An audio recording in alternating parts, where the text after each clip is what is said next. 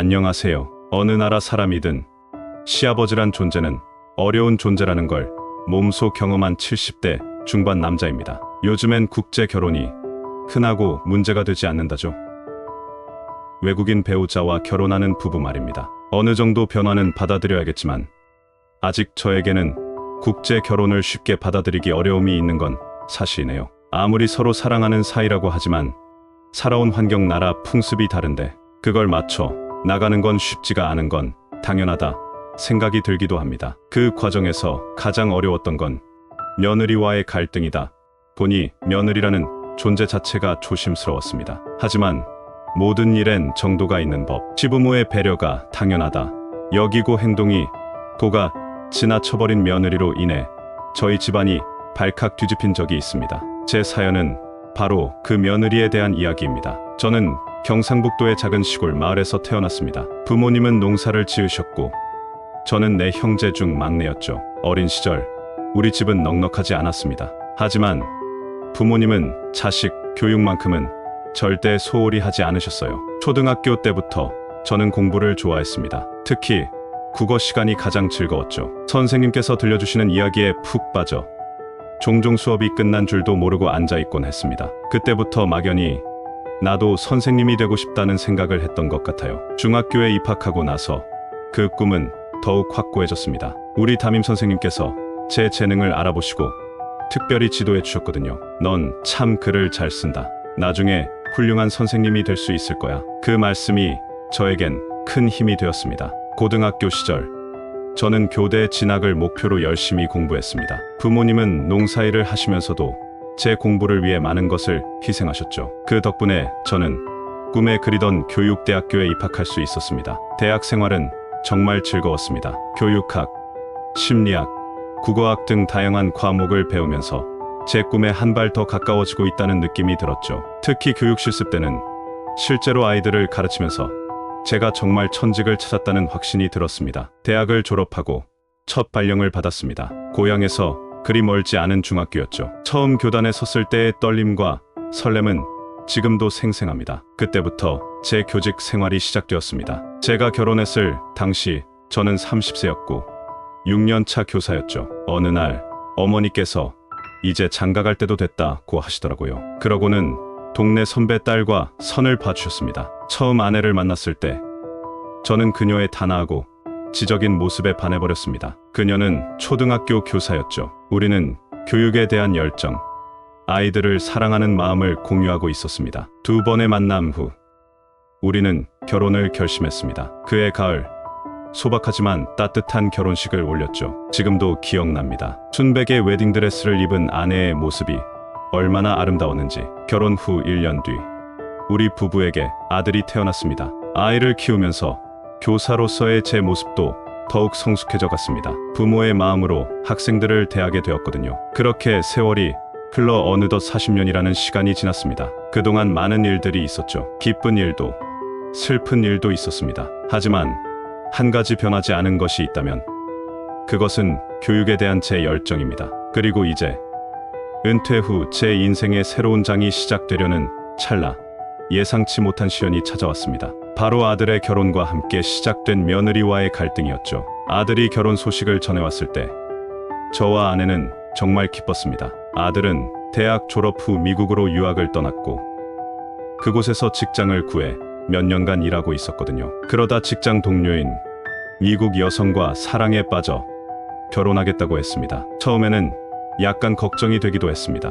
문화적 차이도 있고 언어의 장벽도 있을 테니까요. 하지만 요즘은 국제결혼도 많이 하는 시대라고 생각하며 아들의 선택을 존중해주기로 했습니다. 결혼식은 미국에서 열렸습니다. 며느리를 처음 만났을 때 그녀는 꽤 예쁘고 활발해 보였습니다. 하지만 대화를 나누려 해도 그녀는 한국어를 거의 하지 못했고 저희 부부는 영어를 잘 하지 못해 깊은 대화를 나누기 어려웠습니다. 문제는 신혼부부가 한국으로 돌아왔을 때부터 시작됐습니다. 제가 퇴직을 앞두고 있을 때 저는 아들 부부에게 좋은 신혼집을 마련해주고 싶었습니다. 오랜 세월 교직 생활을 하며 모아둔 적금과 돈도 있었고 운 좋게도 제자였던 아이 중 한 명이 지금은 부동산 중개업을 하고 있었죠. 그 제자의 도움으로 시세보다 훨씬 저렴한 가격에 좋은 아파트를 찾을 수 있었습니다. 강남에서 조금 떨어진 곳이지만 신축 아파트였고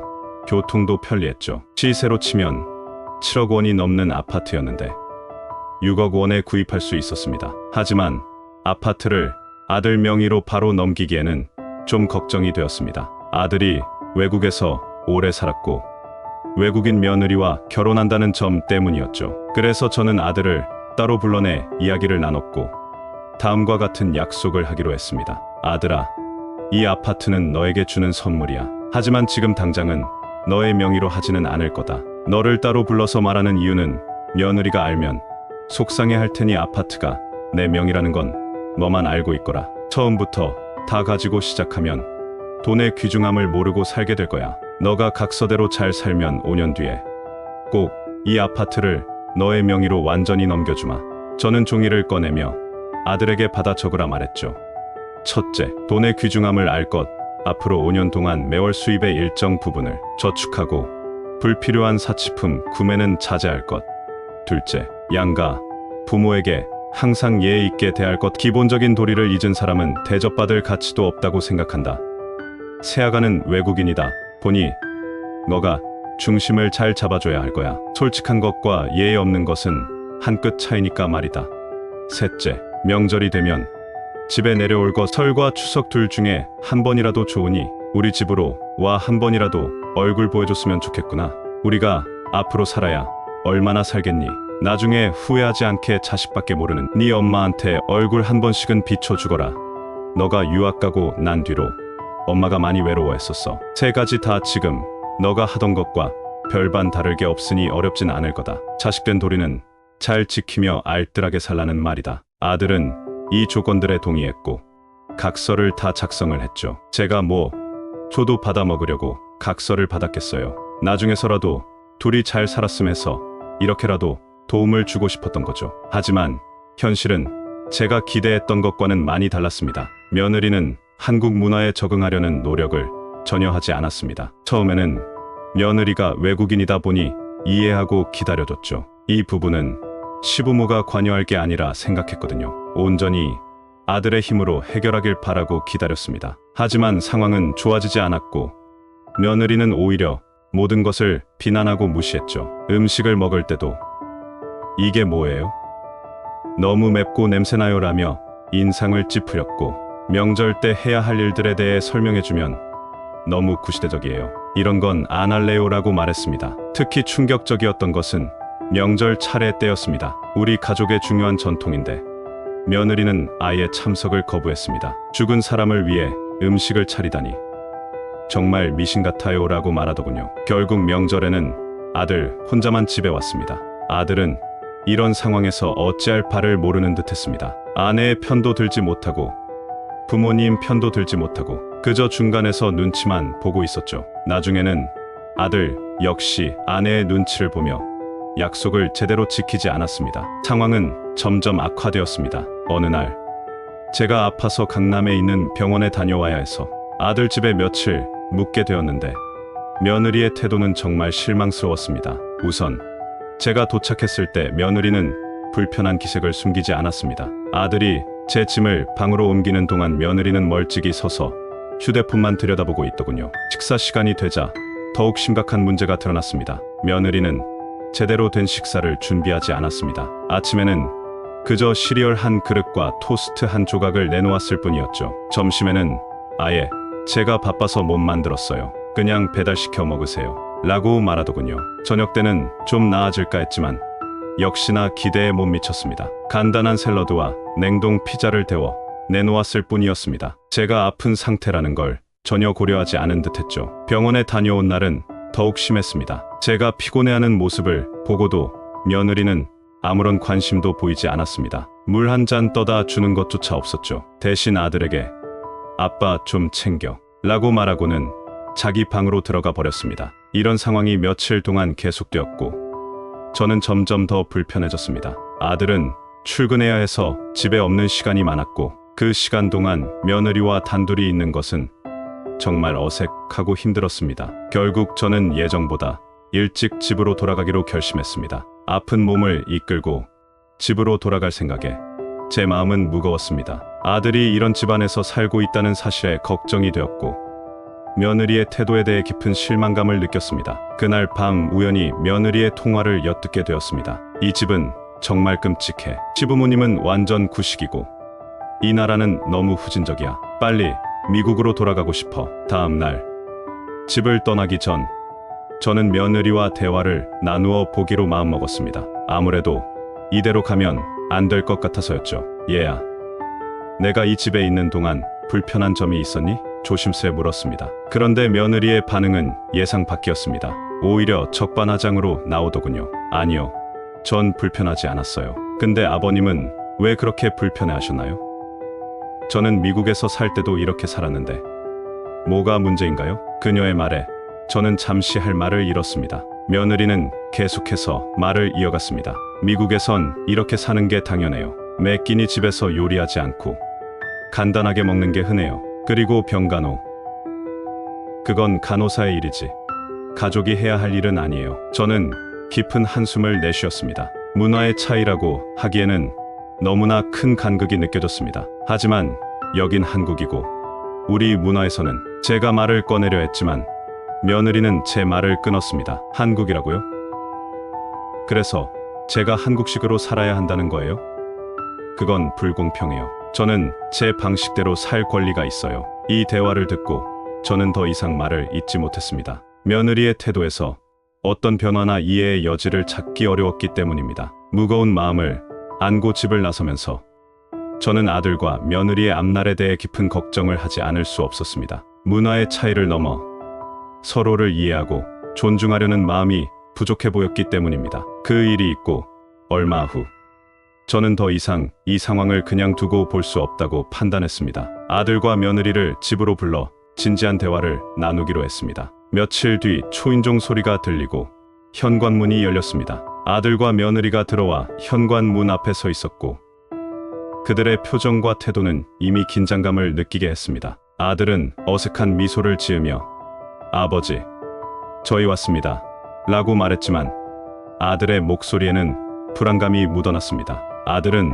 저와 눈을 마주치지 않으려 했고 손을 계속 주머니에 넣었다 뺐다 하는 등 불안한 모습을 보였습니다. 반면 며느리는 차갑고 무표정한 얼굴로 들어왔습니다. 그녀는 제게 고개를 살짝 숙여 인사를 했지만 그 동작에서 어떤 진심도 느껴지지 않았습니다. 그녀의 눈빛은 날카로웠고 팔짱을 낀 채 방어적인 자세를 취했습니다. 두 사람 모두 거실로 들어오면서 서로 거리를 두고 앉았습니다. 아들은 소파 끝자리에 앉았고 며느리는 그와 약간 떨어진 의자를 골랐습니다. 그들 사이의 분위기도 좋지 않아 보였습니다. 방 안의 공기는 무거웠고 아무도 먼저 입을 열려 하지 않았습니다. 아들은 계속해서 손가락으로 소파 팔걸이를 두드리고 있었고 며느리는 창밖만 바라보고 있었습니다. 이런 긴장된 분위기 속에서 제가 서랍으로 다가가 각서를 꺼내자 두 사람의 시선이 일제히 그쪽으로 향했습니다. 아들의 얼굴이 창백해지는 것이 보였고 며느리의 눈썹은 의심스럽게 치켜 올라갔습니다. 이렇게 불편한 분위기 속에서 우리의 대화가 시작되었습니다. 이게 무슨 서류인지 아니? 제가 물었습니다.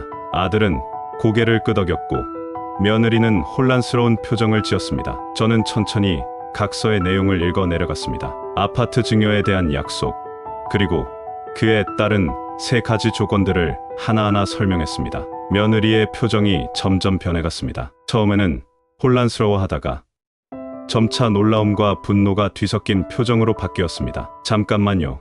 며느리가 말을 끊었습니다. 이게 무슨 소리예요? 우리가 살고 있는 아파트가 아버님 명이라고요? 그리고 이런 조건들이 있었다고요? 아들은 고개를 숙인 채 아무 말도 하지 못했습니다. 며느리는 화를 참지 못하고 소리쳤습니다. 당신은 이걸 알고 있었어? 왜 나한테 말하지 않은 거야? 아들은 여전히 대답하지 못했고 며느리는 점점 더 흥분했습니다. 이건 정말 믿을 수 없어요. 우리 결혼 생활이 시작부터 거짓말 위에 세워져 있었다니. 그리고 이런 조건들은 뭐예요?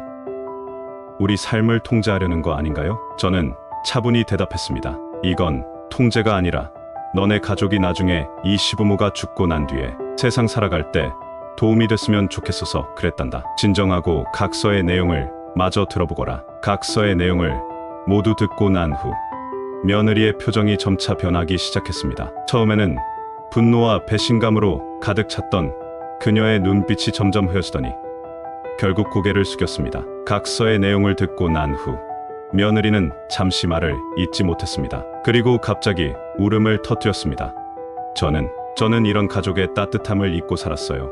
며느리가 흐끼며 말했습니다. 며느리는 자신의 이야기를 털어놓기 시작했습니다. 그녀는 미국에서 부유한 집안에서 태어났지만 몇 년 전 불의의 사고로 부모님을 모두 잃었다고 합니다. 그 후 홀로 남겨진 그녀는 살아남기 위해 점점 이기적으로 변해갔다고 했습니다. 부모님이 돌아가신 후 저는 혼자서 모든 것을 해결해야 했어요. 누구도 저를 도와주지 않았죠. 그래서 점점 남을 믿지 않게 되고 오직 제 자신만 믿게 되었어요. 제가 이기적으로 변한 건 그래야만 살아남을 수 있다고 생각했기 때문이에요. 며느리의 눈에서 눈물이 흘러내렸습니다. 가족의 소중함, 함께 시간을 보내는 것의 의미를 잊고 살았어요. 그래서 아버님, 어머님이 보여주신 관심과 사랑이 저에겐 오히려 부담스럽고 간섭처럼 느껴졌던 거예요. 며느리는 계속해서 눈물을 흘리며 말했습니다.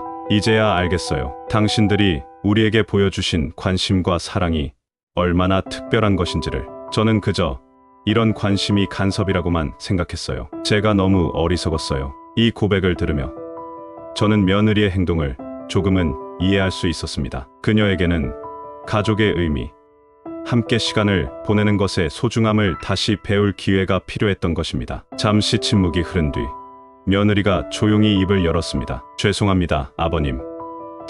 제가 너무 이기적이었네요. 그녀의 목소리에는 진심 어린 뉘우침이 묻어 있었습니다. 며느리는 계속해서 말을 이어갔습니다. 아버님께서 우리에게 이렇게 큰 선물을 주셔야 했다는 것도, 그리고 그 과정에서 우리가 건강한 가정을 만들길 바라는 마음으로 이런 약속을 하셨다는 것도 이제야 이해했어요. 며느리는 눈물을 흘리며 저에게 다가와 무릎을 꿇었습니다. 정말 죄송합니다. 제가 한국 문화를 이해하려 노력하지 않고 오히려 무시했던 것 같아요. 앞으로는 달라지겠습니다. 저는 며느리를 일으켜 세우며 따뜻하게 안아주었습니다. 괜찮다. 이제 알았으니 앞으로 잘 살면 된다. 하지만 각서의 내용을 공개한 후 며느리가 자신의 과거 사연을 털어놓고 반성하는 듯했지만 그것도 잠시뿐이었습니다. 시간이 지나면서 아들 부부의 행동은 다시 예전으로 돌아갔습니다. 약속했던 저축은 하지 않고 오히려 사치품을 구매하는 일이 잦아졌습니다. 명절에 찾아오는 일도 점점 줄어들었고 찾아와도 불평불만만 늘어놓았습니다. 며느리는 여전히 한국 문화에 적응하려는 노력을 보이지 않았고 아들은 아내의 편에 서서 저희를 외면하기 일쑤였습니다. 이런 상황이 몇 달간 지속되자 저는 더 이상 참을 수 없었습니다. 비록 5년이라는 약속 기간이 지나지 않았지만 이대로 가다가는 돌이킬 수 없는 상황이 될 것 같아 조치를 취하기로 했습니다. 어느 날 저는 다시 아들 부부를 불렀습니다. 너희들 행동을 보니 내가 준 기회를 전혀 소중히 여기지 않는 것 같구나.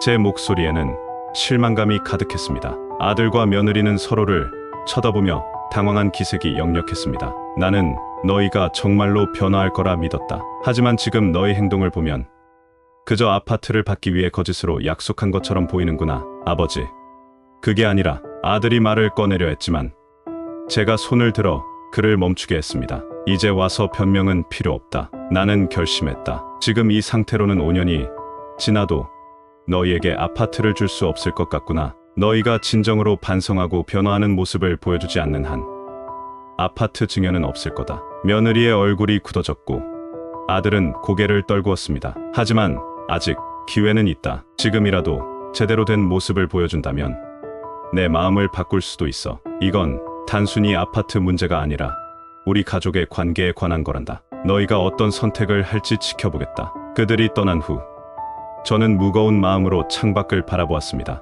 이것이 옳은 결정인지 확신할 수 없었지만 가족의 미래를 위해 필요한 조치라고 믿었습니다. 이제 공은 아들 부부에게 넘어갔고 그들의 진정한 변화를 기다리는 일만 남았습니다. 그날 이후로 아들과 며느리의 태도는 180도 바뀌었습니다. 며느리는 한국어를 열심히 배우기 시작했고 한국 요리도 배웠습니다. 아들 또한 저축에 신경 쓰며 며느리에게 한국의 예의를 알려주고 명절 때는 항상 같이 와서 준비를 돕고 차례에도 열심히 참여했습니다. 아들과 며느리는 약속대로 돈을 아껴 저축했고 저희와 해외여행도 다녀왔습니다. 그들의 노력을 지켜보며 저는 가슴이 뿌듯했습니다. 5년이 지나고 약속대로 아파트를 아들 명의로 이전했을 때 며느리는 아버님 덕분에 제가 바뀔 수 있었던 것 같아요. 감사합니다. 앞으로도 잘 부탁드립니다. 아버님, 이라며 눈물을 흘리며 말했습니다. 지금은 손주도 태어나 행복한 가정을 이루고 있습니다. 명절 때마다 모이는 우리 가족을 보며 저는 그때의 결정이 옳았다고 생각합니다. 어려움도 있었지만 결국 우리 가족은 더욱 단단해졌고 서로를 이해하게 되었습니다. 이 모든 일을 겪으면서 저는 많은 것을 깨달았습니다. 국제 결혼이 흔해졌다고 해서 문화적 차이와 가치관의 충돌이 쉽게 해결되는 것은 아니라는 점, 그리고 그 과정에서 서로를 이해하고 존중하는 자세가 얼마나 중요한지를 말입니다. 처음에는 며느리의 행동에 실망하고 화가 나기도 했지만 그녀의 아픈 과거를 알게 되면서 조금씩 이해할 수 있게 되었습니다. 사람은 누구나 자신만의 사연이 있고 그것이 그 사람을 만들어간다는 것을 다시 한번 깨달았죠. 결국 우리 가족이 이 어려움을 극복할 수 있었던 것은 서로를 이해하려는 노력과 소통 덕분이었습니다. 각자의 입장에서